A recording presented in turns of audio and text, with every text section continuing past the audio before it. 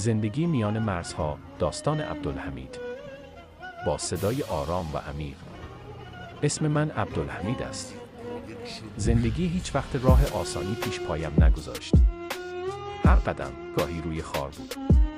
گاهی هم به ریسمان باریک امید چنگ می‌زدم. شب 21 اوت 2025.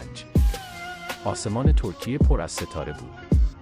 اما در قلب من سکوت سنگین یک خداحافظی جاری بود. شهرها، کوچه‌ها، چهره‌هایی که پشت سر می‌گذاشتم. مثل عکس‌هایی حک شده در گوشه قلبم بودند. یک چمدان پر از لباس نبود. یک عمر پر از خاطره را با خود می‌بردم. مقصد افغانستان. هر کیلومتری که می‌رفتم، گذشته‌ام را بیشتر پشت سر می‌گذاشتم.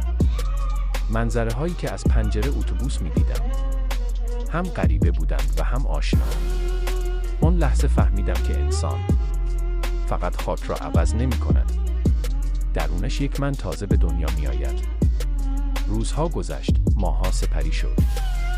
گاهی گرسنه ماندم، گاهی در سرما لرزیدم. اما همیشه دوباره برخاستم. چون می‌دانستم سقوط کردن شکست نیست، بلکه برخاستن نکردن است که انسان را میشکند. صبح 14 ژوئیه 2025. با امیدی تازه وارد ایران شدم. با خود گفتم شاید اینجا سرنوشتم تغییر کند. شاید اینجا شروع زندگی تازه‌ای باشد. اما زندگی هیچ وقت از روز اول باغ گل نمی‌دهد. روزهای نخست. در کوچه‌های غریبه با زبانی ناشناس قدم می‌زدم. پول در جیبم هر روز کمتر می‌شد.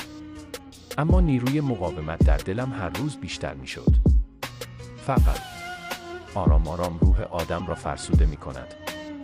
شب‌ها وقتی می‌خوابیدم، در تاریکی غم‌ها مثل بهمن روی شانه‌هایم می‌ریختند.